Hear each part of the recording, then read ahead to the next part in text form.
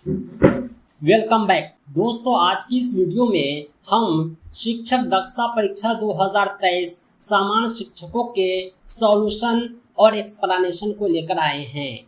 2023 में आज जो परीक्षाएं हुई है उसका आंसर की आज की इस वीडियो में आप जान पाएंगे। दोस्तों, हम शिक्षक दक्षता परीक्षा की कंप्लीट तैयारी कराए थे और खुशी की बात यह है कि हमारे प्रश्न जो अनुमानित थे हमने आपको दिए थे वो 100% परीक्षा में पूछे गए हैं। हमारे अधिकांश छात्रों ने परीक्षा में बेहतर प्रदर्शन किया है और इसके बेहतर परिणाम की मैं आशा करता हूं। दोस्तों, आज की इस वीडियो को शुरू करने से पहले मैं आपसे सूचित करना चाहता हूं कि हम दक्षता परीक्षा के अतिरिक्त सभी टीचिंग एग्जाम की कंप्लीट तैयारी कराते हैं, चाहे वो सीटेट हो, चाहे सुपर टेट हो, चाहे बीपीएससी टीचर हो, चाहे कोई भी टीचिंग एग्जाम हो। आप कंप्लीट नोट्स के लिए हमसे ज़रूर संपर्क करें। हमारा संपर्क सूत्र है 7631314948। इस नंबर पर आप कॉल भी कर सकते हैं, व्हाट्सएप भी। दोस्तों, मैंने कहा था कि दक्षता परीक्षा तो एक झांकी है, अभी राजकर्मी बनना बाकी है। शिक्षक दक्षता परीक्षा में जिन जिन शिक्षकों ने हमसे नोट्स लिए थे हम उन्हें बीपीएससी टीचर की भी कंप्लीट तैयारी कराएंगे, जिसकी शुरुआत हमने कर दी है। और उन शिक्षकों को हम विशेष छूट भी प्रोवाइड करेंगे। आप भी बीपीएससी टीचर की कंप्लीट और पूर्ण तैयारी के लिए हमसे संपर्क करें, निसंदेह आप भी बेहतर परिणाम पाएंगे। आइए हम शुरुआत करते हैं प्रश्न संख्या 1 से, जो शिक्षक दक्षता परीक्षा 2023 में समान शिक्षकों से पूछे गए हैं। पहला क्वेश्चन है, शिक्षण से संबंधित समस्याओं को हल करने का दायित्व किसका है? शिक्षण जो है यह शिक्षक का काम होता है और शिक्षक और छात्र के बीच की अंतःक्रिया होती है। शिक्षण से संबंधित जो भी समस्याएं आएंगी उसको हल करने का दायित्व केवल और केवल शिक्षक का है। अगला क्वेश्चन है, एक विद्यालय समाज का ही छोटा सा रूप होता है। यह कथन अपनी जगह बिल्कुल सत्य है। 3 नंबर क्वेश्चन है, एक अच्छा नेतृत्व कैसा होता है? एक अच्छा नेतृत्व लीडरशिप प्रजातांत्रिक होता है। स्कूलों में गठित बाल संसद के जल एवं पर्यावरण मंत्री का क्या काम होता है? बाल संसद के जो जल एवं पर्यावरण मंत्री होते हैं उसका काम है स्वच्छ पेयजल एवं फुलवारी का ध्यान रखना। नेक्स्ट क्वेश्चन है, चेतना सत्र में सामान्यतः क्या होता है? चेतना सत्र जो होता है कक्षाएं शुरू होने से पहले उसमें प्रार्थना की जाती है, समाचार वाचन एवं प्रेरक प्रसंग प्रस्तुत किए जाते हैं, व्यायाम भी कराए जाते हैं। यानी उपयुक्त सभी जो है सही जवाब होगा ऑप्शन 4। अब बढ़ते हैं अगले क्वेश्चन की ओर। नेक्स्ट क्वेश्चन है क्वेश्चन नंबर 6, विद्यालय में खेल की घंटी प्रायः होती है। खेल की घंटी जो होता है विद्यालय का अभिन्न अंग होता है। खेल की घंटी आखिरी घंटी में होती है। नेक्स्ट क्वेश्चन है, शिक्षा में सुधार किस प्रकार संभव है? शिक्षा में सुधार के लिए अच्छे से अच्छे शिक्षकों की नियुक्ति द्वारा संभव है। अगला क्वेश्चन है 8 नंबर, ऑपरेशन ब्लैक बोर्ड का संबंध किससे है? ऑपरेशन ब्लैक बोर्ड का संबंध शिक्षा से है। अगला क्वेश्चन है, प्राथमिक कक्षा में शिक्षकों के लिए निम्न में किसका ज्ञान सर्वाधिक आवश्यक है? अगर प्राथमिक कक्षा के बच्चों को आप पढ़ा रहे हैं तो वो बच्चे काफी छोटे हैं, बाल्यावस्था में हैं, और जब बच्चे बाल्यावस्था में होते हैं तो इसके लिए आपको बाल मनोविज्ञान का ज्ञान सर्वाधिक आवश्यक है ताकि आप अपने शिक्षण कार्य का बेहतर प्रदर्शन कर सके। अगला क्वेश्चन है, प्रखंड स्तर पर शिक्षा पदाधिकारी का क्या नाम है? जो प्रखंड स्तर पर शिक्षा पदाधिकारी होते हैं वो प्रखंड शिक्षा पदाधिकारी कहलाते हैं, BEO ब्लॉक एजुकेशन ऑफिसर। अगला क्वेश्चन है 11 नंबर, राज्य के सरकारी प्राथमिक विद्यालय में अंग्रेजी विषय में पढ़ाई किस कक्षा से शुरू होती है? मैंने आपको कक्षा 1 से 8 तक के पुस्तकों से परिचित कराया था। कौन से कक्ष में कौन सी पुस्तक पढ़ाई जाती है उसकी पूरी लिस्ट आपको दी थी। राज्य के सरकारी प्राथमिक विद्यालय में अंग्रेजी की शिक्षा कक्षा 1 से ही शुरू हो जाती है। पुस्तक का नाम है ब्लॉसम पार्ट 1। नेक्स्ट क्वेश्चन है 12 नंबर, विद्यार्थियों को प्रचलित पर्व त्योहार की जानकारी किस विषय के तहत दी जाती है? प्रचलित पर्व त्योहार की जानकारी पर्यावरण अध्ययन में दी जाती है। अगला क्वेश्चन है, एक छात्र कक्षा में अन्य छात्रों को तंग करता है, एक शिक्षक होने के नाते आप क्या करेंगे? अगर कोई छात्र कक्ष में अन्य छात्रों को तंग कर रहा है तो हम सबसे पहले कारण जानेंगे और कारण जानकर उसका समाधान करेंगे। 14 नंबर क्वेश्चन है, स्कूल में आपके किसी शिक्षक साथी द्वारा किए गए गलत व्यवहार की शिकायत आप किससे करेंगे? आपके स्कूल में कोई शिक्षक साथी है, आपके साथी है शिक्षक, वो गलत व्यवहार करते हैं तो उसकी शिकायत आप प्रधानाध्यापक से करेंगे। अगला क्वेश्चन है 15 नंबर, बिहार के सरकारी विद्यालय में पढ़ाई जा रही पुस्तकों में पर्यावरण और हम भाग 1 किस वर्ग से संबंधित है? कक्षा 3 से पर्यावरण की शिक्षा शुरू होती है। पर्यावरण अध्ययन की शिक्षा कक्षा 3 के बच्चे को दी जाती है। पुस्तक का नाम है पर्यावरण और हम भाग 1। कक्षा 4 में भाग 2, कक्षा 5 में भाग 3। क्वेश्चन नंबर 16 है, बच्चों में विद्यालय में शारीरिक दंड दिए जाने पर लगी रोक के बारे में आप क्या कहेंगे? बच्चे को विद्यालय में शारीरिक दंड देने का मतलब यह है कि उसकी कड़ी पिटाई करना, जो पहले होता था लेकिन इस पर रोक लग चुकी है। ये एक जो है उचित निर्णय है। ये भी आपको सही लग रहा होगा, लेकिन सबसे बेहतर विकल्प जो होगा वो ये होगा कि इससे बच्चे में अनुशासन आएगा। क्योंकि जब आप किसी को, जानवर को भी आप मारते हैं तो उसके अंदर क्रोध आ जाता है, वो बदला लेना चाहता है। फिर बच्चे तो इंसान है, उसमें बुद्धि है, मानसिक क्षमता है। यानी आप बच्चे को शारीरिक दंड देंगे तो बच्चे पढ़ने के बजाय पढ़ाई से विचलित होंगे, उसके अंदर क्रोध आएगा, बदले की भावना आ सकती है। भले वो आपसे मुकाबला करने में हार जाएंगे लेकिन फिर भी पढ़ाई से तो दूर जरूर भागेंगे। इसलिए ये अनुशासन लाता है बच्चों। अगला क्वेश्चन है, एक अच्छा शिक्षक वह है जो छात्रों के प्रगति के प्रति सचेत रहता है। अच्छे शिक्षक की बहुत सारी पहचान होती है। चौथा ऑप्शन बिल्कुल सही है। ऊपर वाले ऑप्शन जो है निगेटिव है, नकारात्मक है। नकारात्मक कभी भी सही नहीं होता। क्वेश्चन नंबर 18 है, समुदाय यानी समाज एक शिक्षक से क्या अपेक्षा करता है, क्या आशा रखता है? आप शिक्षक हैं, आपका समाज आपसे यही आशा रखेगा कि आपका आचरण व्यवहार अच्छा हो, छात्रों के प्रति आप कोई भेदभाव ना करें, विषय वस्तु का अच्छा जानकार हो, आप सब्जेक्ट में आप माहिर हो। यानी उपयुक्त सभी सही जवाब होगा ऑप्शन 4। क्वेश्चन नंबर 19 है, विद्यालय में मनाया जाने वाला राष्ट्रीय पर्व कौन है? विद्यालय में कई प्रकार के राष्ट्रीय पर्व मनाए जाते हैं। स्वतंत्रता दिवस, गणतंत्र दिवस उनमें शामिल है। सही जवाब होगा ऑप्शन 1। नेक्स्ट क्वेश्चन है, कक्षा में पढ़ाने से पहले पाठ की योजना बनाना और उसके अनुरूप प्रबंधन कर लेना एक शिक्षक के लिए हमेशा जरूरी होता है। कोई भी काम आप योजना के बिना करेंगे तो उसके गलत होने की संभावना काफी ज्यादा होती है। तो क्यों ना आप पाठ की भी योजना बनाएं, पढ़ाने से पहले सोच ले क्या पढ़ाना है, कैसे पढ़ाना है। अब बढ़ते हैं अगले क्वेश्चन की तरफ, जो नेक्स्ट क्वेश्चन पूछा गया था। क्वेश्चन नंबर 21, एक शिक्षक का अपने साथ काम कर रहे शिक्षकों के प्रति किस प्रकार का भाव रखना चाहिए? सही जवाब होगा सहयोगात्मक। आपके साथ जो शिक्षक कार्य कर रहे हैं उनके साथ आप सहयोगात्मक भाव रखेंगे ताकि एक दूसरे का सहयोग होगा, एक दूसरे की परेशानी दूर होगी, आपस में मतभेद नहीं होगा। अगला क्वेश्चन है, आकस्मिक अवकाश कॉजुअल लीव सीएल की मंजूरी हेतु शिक्षक को अपना आवेदन किसे देना चाहिए? एक शिक्षक जो है आकस्मिक अवकाश के लिए अपना आवेदन प्रधानाध्यापक को या प्रधान शिक्षक को देते हैं। सही जवाब हो जाएगा ऑप्शन 1। अगला क्वेश्चन है 23, अपने प्रारंभिक स्कूलों में विज्ञान विषय की पढ़ाई अलग से किस वर्ग कक्षा में शुरू की जाती है? कक्षा 5 तक के बच्चे को पर्यावरण अध्ययन की शिक्षा दी जाती है। कक्षा 5 के बाद कक्षा 6 से विज्ञान और सामाजिक विज्ञान की शिक्षा दी जाती है। यानी विज्ञान विषय कक्षा 6 के बच्चों को पढ़ाई जाती है। 24 नंबर क्वेश्चन है, शिक्षण एक पारस्परिक क्रिया है। शिक्षण जो है छात्र और शिक्षक के बीच एक पारस्परिक क्रिया है। नेक्स्ट क्वेश्चन है 25, कक्षा में आपके पूछे गए एक कठिन प्रश्न का उत्तर जब कोई विद्यार्थी देता है तो आप क्या करेंगे? आप कक्ष में कठिन प्रश्न पूछ देते हैं, एक बच्चा खड़े होकर उत्तर दे देता है, आप उसे शाबाशी देंगे ताकि उसका हौसला बुलंद हो। अब बढ़ते हैं नेक्स्ट क्वेश्चन की तरफ। क्वेश्चन नंबर 26 है, एक अच्छा पुस्तकालय वह है जहां पुस्तकों का अधिक से अधिक उपयोग हो। 27 नंबर क्वेश्चन है, एक अच्छा शिक्षक साफ सफाई एवं स्वच्छता की ओर भी सजग रहता है, आप क्या सोचेंगे? कोई शिक्षक साफ सफाई और स्वच्छता के प्रति सजग है तो ये एक अच्छी बात है।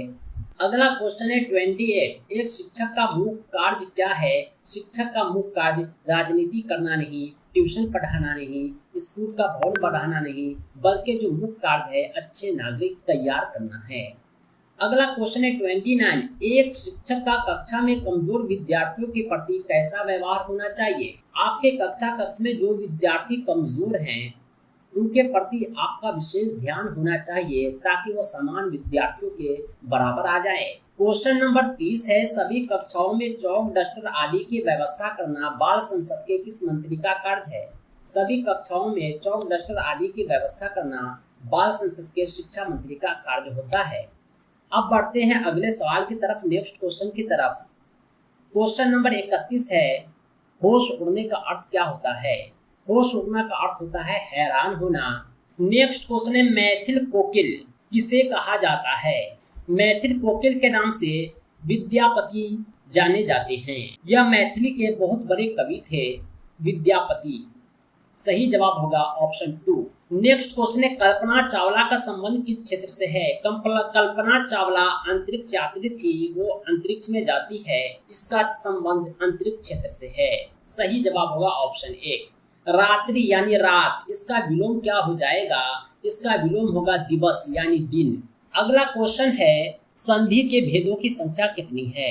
संधि के 3 भेद होते हैं, स्वर संधि, व्यंजन संधि, विसर्ग संधि। अब बढ़ते हैं अगले क्वेश्चन की तरफ। क्वेश्चन नंबर 36 है, पुस्तकालय का सही संधि विच्छेद क्या होगा? पुस्तक जोड़ आलय पुस्तकालय का सही संधि विच्छेद है। 37 नंबर क्वेश्चन है, मेरे नाना जी नाना प्रकार के खिलौने लाए हैं, उपयुक्त वाक्य में रेखांकित पद का अर्थ है। यहाँ पर जो रेखांकित का अर्थ हो जाएगा विभिन्न। कोई बच्चा बोल रहा है नाना प्रकार के खिलौने, तो आप समझेंगे कि विभिन्न प्रकार के खिलौने। अगला क्वेश्चन है, गद्य का रूप नहीं है। जिस तरह उर्दू में नज़्म नसर होते हैं, इंग्लिश में प्रोज पोएट्री होता है, उसी तरह हिंदी में गद्य पद होता है। कविता को और कविता की तरह की दूसरी लेखन दोहा वगैरह जिसमें लयात्मक हो उसे पद कहते हैं, और जिसमें लय का अभाव हो उसे गद्य कहते हैं। ये सब गद्य है, ये गद्य नहीं है, ये पद है, पद्यांश। सही जवाब होगा ऑप्शन 4। आपके पाठ्य पुस्तक से लिया गया प्रश्न है, खूब लड़ी मर्दानी वो तो झांसी वाली रानी थी। यहाँ झांसी वाली रानी का मतलब है रानी लक्ष्मीबाई। अगला क्वेश्चन है, टेढ़ी नजर से देखना मुहावरे का अर्थ क्या है? टेढ़ी नजर से देखना मुहावरे का अर्थ है गुस्से से देखना। अगला क्वेश्चन है 41, जो झूठ बोलता है उसे क्या कहते हैं? झूठ बोलने वाले को मिथ्यावादी कहते हैं, जो मिथ शब्द से बना है, कल्पना झूठ। द्विगु समास का उदाहरण है, त्रिफला द्विगु समास है क्योंकि प्रथम पद त्रि जो है संख्यावाचक है। अगला क्वेश्चन है 43, उपकार का विपरीतार्थक क्या हो जाएगा? उपकार का विपरीतार्थक हो जाएगा अपकार। चांद का कुर्ता आपकी पाठ्य पुस्तक का शीर्षक है, पाठ है, इसके रचनाकार कौन है? चांद का कुर्ता शीर्षक कविता के रचनाकार रामधारी सिंह दिनकर है। जगन्नाथ का सही संधि विच्छेद क्या होगा? जगत जोड़ नाथ जगन्नाथ। सही जवाब है ऑप्शन 3। अब बढ़ते हैं अगले क्वेश्चन की तरफ। वर्ग 7 की हिंदी पाठ्य पुस्तक का क्या नाम है? वर्ग 7 की जो हिंदी की पाठ्य पुस्तक है वो किस लय भाग 2 के नाम से आती है? सही जवाब है ऑप्शन 3। मैंने जो आपको पढ़ाया था ठीक वही प्रश्न आ रहा है। 47 नंबर क्वेश्चन है, काल के कितने भेद होते हैं? काल के 3 भेद होते हैं, वर्तमान काल, भूतकाल, भविष्यकाल। नचिकेता पितृभक्त था, पिता के बातों को मानता था। निरक्षर का अर्थ होता है, निरक्षर का अर्थ होता है जो पढ़ा लिखा न हो, अक्षर न जानता हो। क्वेश्चन नंबर 50 है, सूरदास ने कृष्ण के किस अवस्था की चर्चा की है? पाठ्य पुस्तक के आधार पर सूरदास जो है कृष्ण के बाल्यावस्था की चर्चा कर रहे हैं, बचपन की। अगला क्वेश्चन है 51, भाग पर इठलाऊं का कौन सा अर्थ ठीक लगता है? भाग पर नाराज होना, भाग पर गर्व होना, भाग पर विश्वास न करना, इनमें से कोई नहीं। भाग पर इठलाने का मतलब है भाग पर गर्व होना। 52 नंबर क्वेश्चन है, किस घटना को घटित होते देखने वाला कहलाता है। पेपर में आपने देखा होगा कि कोई घटना घटती है तो पेपर में लिखता है प्रत्यक्षदर्शियों का कहना है, यानी प्रत्यक्षदर्शी जो होते हैं घटना को देखने वाले कहलाते हैं। नेक्स्ट क्वेश्चन है 53, शंकर यह सुनकर चुप हो गया, इसमें शंकर शब्द है। शंकर जो है संज्ञा है, यह हो गया विशेषण। 9 2 11 होना का अर्थ होता है भाग जाना। सही जवाब है ऑप्शन 1। 55 नंबर क्वेश्चन है, वर्ग 3 की हिंदी की पाठ्य पुस्तक का नाम है कोपल भाग 1। क्वेश्चन नंबर 142 है, 4 का स्थानीय मान कितना होगा 142 में। 142 में 4 का स्थानीय मान 40 हो जाएगा, क्योंकि स्थानीय मान स्थान के अनुसार होता है। 4 दहाई स्थान पर है तो 4 का 10 गुना 40। सही जवाब है ऑप्शन 2। नेक्स्ट क्वेश्चन है 57, एक अंक की सबसे बड़ी संख्या और 2 अंक की सबसे छोटी संख्या को जोड़ने पर क्या प्राप्त होगा। एक अंक की सबसे बड़ी संख्या 9, 2 अंक की सबसे बड़ी संख्या 10, दोनों को जोड़ दीजिए आ जाएगा 19। नेक्स्ट क्वेश्चन है 4 8 का वर्ग माप क्या होगा। कक्षा 4 से कोई 8 में जाएगा तो कितने क्लास के बाद जाएगा, 4 क्लास के बाद। वर्ग माप में ज्यादा में से कम को घटा देते हैं, 8 में से 4 घटाएंगे 4 आएगा। 16 और 64 का HCF महत्तम समापवर्तक क्या होगा। हम भाग विधि से HCF निकालकर आपको दिखलाते हैं। 16 चौके 64 होता है, यानी 16 जो है 64 को पूरी तरह काट दिया, यानी 16 जो है वह महत्तम संख्या है जो 16 और 64 दोनों को काटता है। सही जवाब होगा ऑप्शन ए। 60 नंबर क्वेश्चन है, कौन त्रिविमीय ज्यामितीय आकृति है। वृत्त जो होता है ये द्विविमीय होता है, त्रिभुज भी द्विविमीय होता है, वर्ग भी द्विविमीय होता है। इस सब में केवल लंबाई और चौड़ाई है, जबकि घनाभ में लंबाई चौड़ाई के साथ साथ ऊंचाई भी होता है। ये जो आकृति हम बना रहे हैं यही है घनाभ। इसमें आप देख पा रहे होंगे लंबाई चौड़ाई ऊंचाई सब है, इसलिए सही जवाब होगा ऑप्शन 2। 61 नंबर क्वेश्चन है, एक आयत की लंबाई 12 सेंटीमीटर चौड़ाई 5 सेंटीमीटर है तो आयत का क्षेत्रफल क्या होगा। आयत के क्षेत्रफल का फॉर्मूला होता है लंबाई गुने चौड़ाई। 12 को 5 से गुना करेंगे तो 12 पंचे 60 वर्ग सेंटीमीटर। सही जवाब हो जाएगा। नेक्स्ट क्वेश्चन है, एक चतुर्भुज के कितने शीर्ष होते हैं। चतुर्भुज के 4 शीर्ष होते हैं, 4 भुजाएं होती है। सही जवाब होगा ऑप्शन 3। नेक्स्ट क्वेश्चन है, मिलान चिन्ह किस संख्या को दर्शाता है। आप देख पा रहे होंगे ये 5, ये 5, 10, 3, 13। सही जवाब है ऑप्शन 2। 196 का वर्गमूल निकालना है। वर्गमूल निकालने के लिए हम भाग विधि से आपको समझाते हैं। 1 से भाग देंगे 1 मर्तबा लगेगा, 2 96, जिसको 4 से भाग देंगे ताकि पूरी तरह कट जाए। 24 चौका 96 होता है, यानी ऑप्शन डी जो है 14 सही जवाब हो जाएगा ऑप्शन 4। अब बढ़ते हैं अगले क्वेश्चन की तरफ। क्वेश्चन नंबर 65 है, 2x + 3 = 15 तो x का वैल्यू क्या होगा। अगर आप 2x बराबर 15 - 3 लिखेंगे तो x का वैल्यू 12/2 6 हो जाएगा, जो सही जवाब ऑप्शन 1 में है। अब बढ़ते हैं नेक्स्ट क्वेश्चन की तरफ। क्वेश्चन नंबर 66 है, संख्या 8 के लिए कौन सही है। दोस्तों संख्या 8 2 पे पावर 3 का वैल्यू 8 होता है। 2 × 2 × 2 8 होता है, 16/2 8 होता है, यानी ऑप्शन 4 जो है वो सही है। 7003 की संख्या है। ऑप्शन 4 में आप देख रहे होंगे ये 7003 है। अगला क्वेश्चन है, मोहन के पास 300 रुपये खर्च करने के बाद 800 रुपये बच जाते हैं। मोहन के पास पहले कुल कितने रुपये थे। 300 रुपया खर्च करने के बाद 800 बच गया, यानी 8 3 1100 रुपया इनके पास था। लूडो के पासे में कुल कितने सतह होते हैं। लूडो जो होता है इसमें लंबाई चौड़ाई ऊंचाई सब होता है, सभी के सभी आपस में बराबर होते हैं। ये लूडो का पासा है, इसमें 6 सतह होते हैं, ऑप्शन 4। 70 नंबर क्वेश्चन है, 1 पे पावर 6 का वैल्यू क्या हो जाएगा। 1 पे पावर 6 का वैल्यू 1 ही होगा। सामान्यतः किसी चुंबक में कितने ध्रुव होते हैं। किसी चुंबक में 2 ध्रुव होते हैं, उत्तर ध्रुव और दक्षिण ध्रुव, नॉर्थ पोल साउथ पोल। सही जवाब होगा ऑप्शन 2। बल्ब के आविष्कारक कौन है। थॉमस एल्वा एडिसन बल्ब के आविष्कारक हैं। क्वेश्चन नंबर 73 है, ठोस पदार्थ का उदाहरण है। ठोस पानी लिक्विड होता है, द्रव होता है, हवा गैस है, तेल भी लिक्विड है, पत्थर जो है ठोस पदार्थ का उदाहरण है। निम्नांकित वस्तु में बिजली का कुचालक कौन है? प्लास्टिक जो होता है बिजली का कुचालक होता है। नेक्स्ट क्वेश्चन है, पृथ्वी का एक ही प्राकृतिक उपग्रह है, वो चंद्रमा है। सही जवाब है ऑप्शन 4। अब बढ़ते हैं अगले क्वेश्चन की तरफ। जल निम्नलिखित में से क्या है? जल जो होता है वह द्रव होता है, लिक्विड होता है।